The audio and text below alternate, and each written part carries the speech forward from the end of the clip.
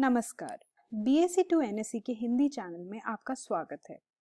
इस वीडियो में मैं अलग अलग तरह के बुलिश और बियरिश मार्केट्स के बारे में बात करूंगी। तो बेसिकली ये सेंसेक्स का चार्ट है 1979 के।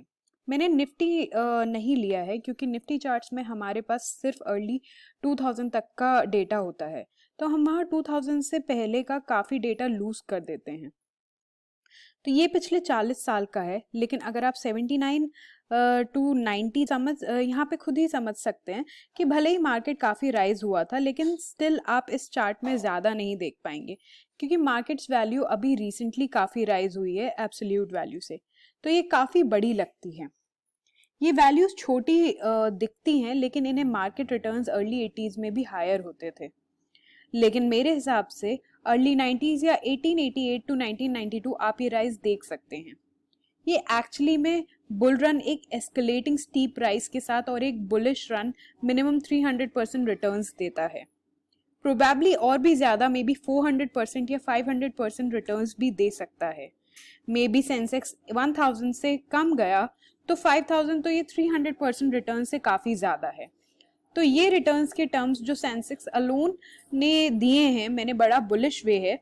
और 1992 या 1993 ये पोस्ट उसके कुछ इकोनॉमिक इश्यूज आए और इकोनॉमिक स्टैग्नेशन पीरियड में चली गई ऑलमोस्ट 10 साल के लिए। रीजंस हर टाइम डिफर करते रहेंगे, लेकिन इस वीडियो में वो नोट करने के की पॉइंट्स नहीं है। तो 10 साल के पीरियड के लिए में भी काफी अपसाइड और डाउनसाइड रहे, तो काफी बेयरिश फेसेस भी, काफी बुलिश फेसेस भी। आप देख सकते हैं कि सेंसेक्स 5000 पर क्लोज हो रहा है, फिर ऑलमोस्ट 60% का ड्रॉप लिया है। ये काफी हद तक 2008 काइंड ऑफ एक क्रैश माना गया था। ये प्रोबेबली हर्षद मेहता पीरियड के टाइम हुआ था, मतलब मैंने पहले का ट्रैक नहीं किया, लेकिन आप देख सकते हैं कि कितना डाउनसाइड रहा है वहां। लेकिन मुझे भरोसा है कि 2008 के क्रैश जितना शॉकिंग होगा, मुझे उतना ही भरोसा है कि 2008 के बाद तो आप फिर से देख सकते हैं कि सेंसेक्स 100% से रिकवर हुआ और फिर से ड्रॉप हुआ। फिर से 300% रिटर्न से कंपेयर करते हैं तो ये 100% रिकवरी कोई बड़ी डील नहीं है। और अगर इन्वेस्टर के पॉइंट ऑफ व्यू से देखें तो अगर इन्वेस्टर पीक पर भी इन्वेस्ट करता है और चाहे मार्केट रिकवर करता है, फिर भी आप इतने रिटर्न्स नहीं बना सकते। तो इस 10 साल के पीरियड में आप देख सकते हैं कि कंसोलिडेशन फेज जैसे ज्यादा है और यहाँ बुलिश या बियरिश स्मॉलर वेव्स होती रहेंगी। काफी सारी स्मॉलर वेव्स होंगी यहाँ 3, 4 या 5 साल वाली, जो इवेंचुअली 2002 से 2008 तक आप यहाँ एक ह्यूज बुलिश वेव जिसने अराउंड, आप देख सकते हैं कि सेंसेक्स फिर से मान लेते हैं कि प्रीवियस पीक 5K पर थी और ये यहाँ 20K हिट करता है, तो स्टिल यहाँ 300% राइज है पुराने पीक लेवल से, बॉटम से नहीं। तो अगर आप बॉटम से कैलकुलेट करना चाहें तो ये नियरली 3K टू 20K के सेंसेक्स पर होगा।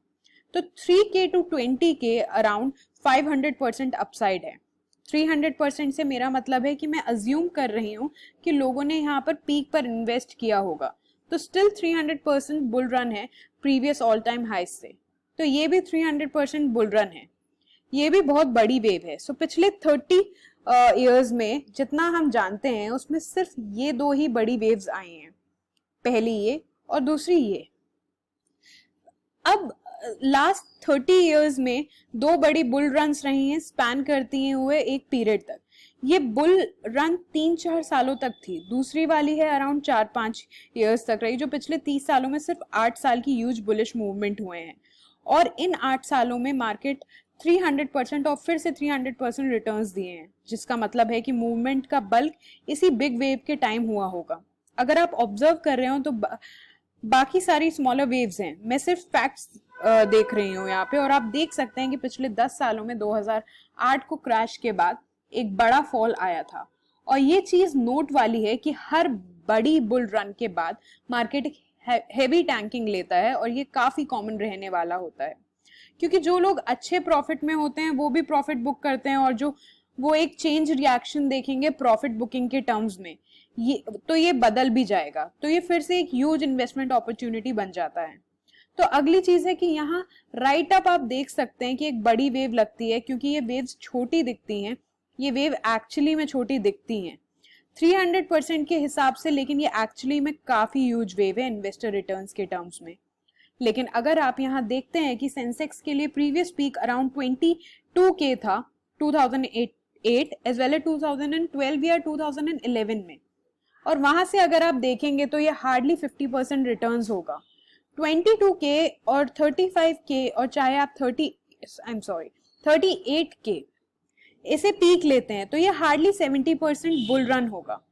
तो पिछले 10 सालों में हुआ क्या नहीं कि इन्वेस्टर्स स्ट्रगल कर रहे हैं ह्यूज रिटर्न्स के लिए, क्योंकि इंडेक्स उस स्मॉल वेव्स या कंसोलिडेशन वेव्स के थ्रू गुजर रहा है।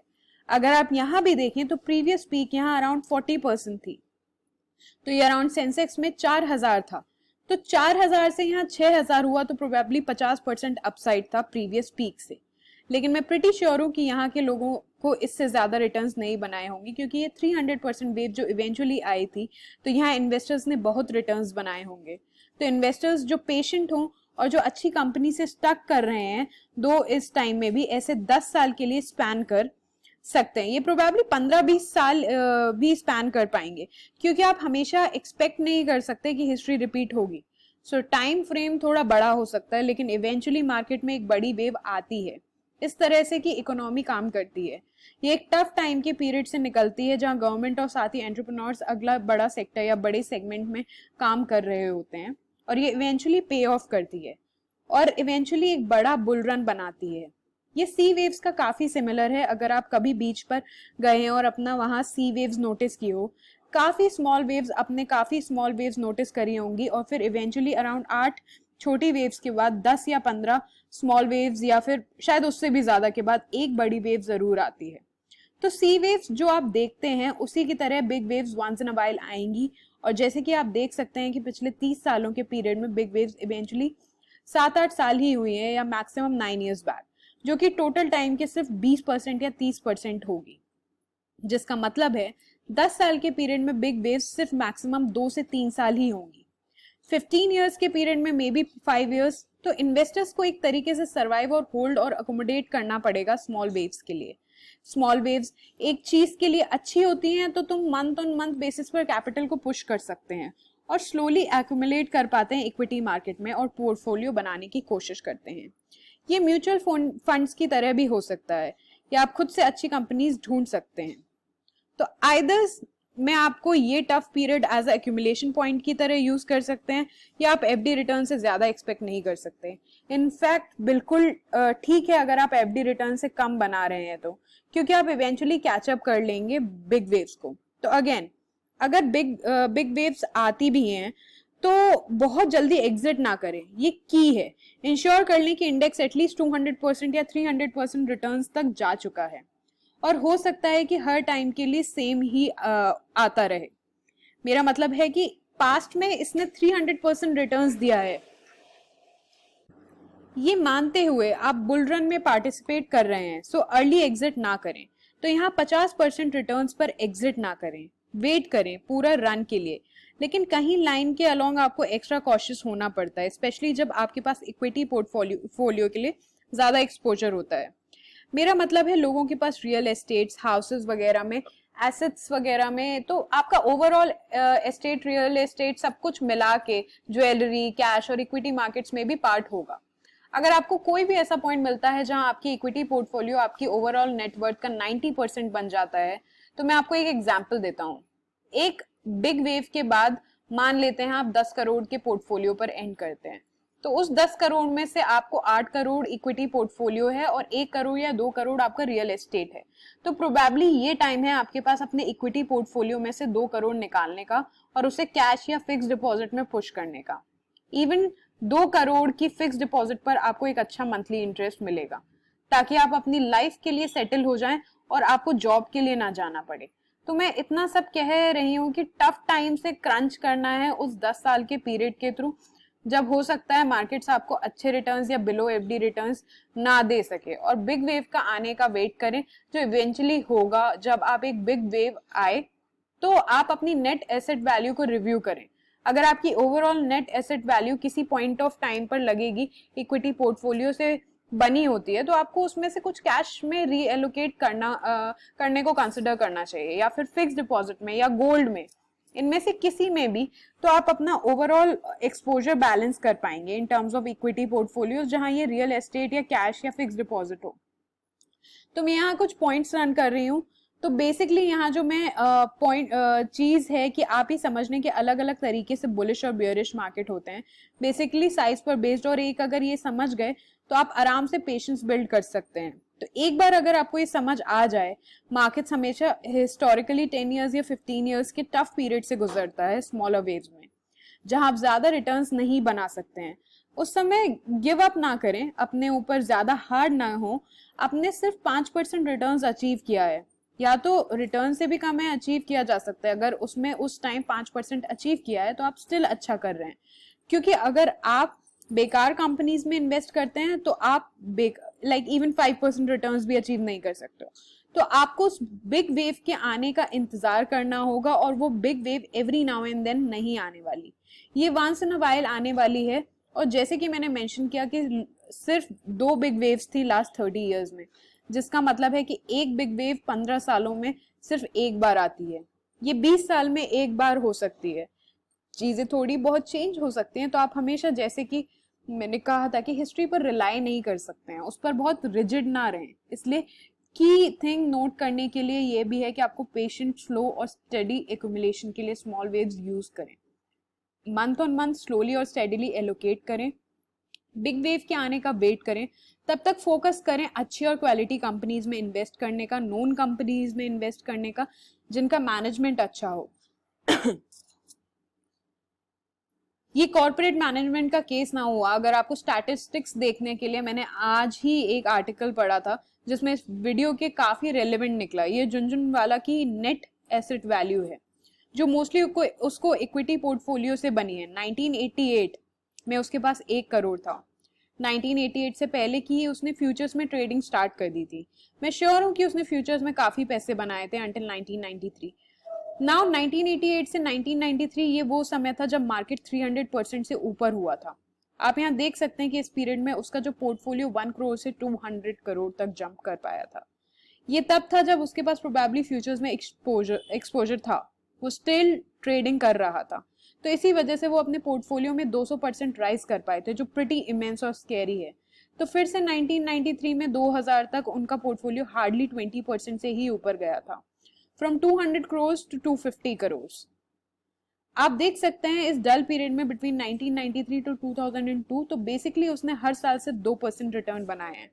तो 10 साल के पीरियड में 20% रिटर्न्स आए। एक साल में 2% अगर उन्होंने फिक्स डिपॉजिट में शिफ्ट कर लिया होता तो बहुत ही लाइक वो बहुत ज्यादा रिटर्न्स बना पाते कंपेरेटिव टू दिस।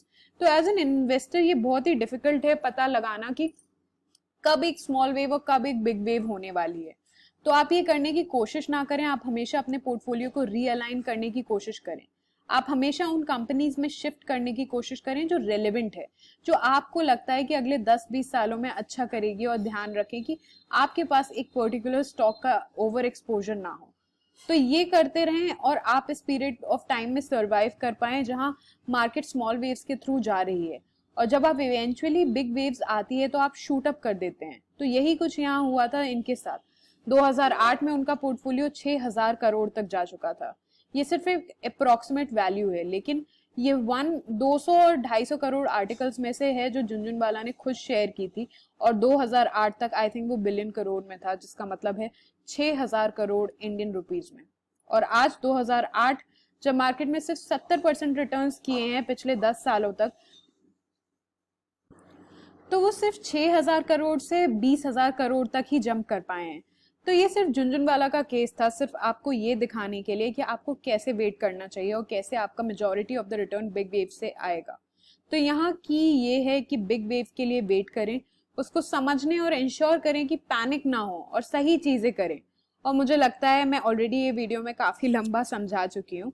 अगर आपको इससे रिलेटेड कोई भी डाउट है, या आपको बुलिश और बियरिश मार्केट से रिलेटेड कुछ भी और क्वेश्चन है, आप नीचे कमेंट सेक्शन में पोस्ट कर सकते हैं। फर्स्ट स्लाइड पे मेरा कॉन्टैक्ट डिटेल्स भी हैं। अगर आपको इस टॉपिक से या किसी भी और टॉपिक से रिलेटेड कोई भी डाउट हो, आप मुझे डायरेक्टली व्हाट्सएप भी कर सकते हैं। Thank you so much, have a great day.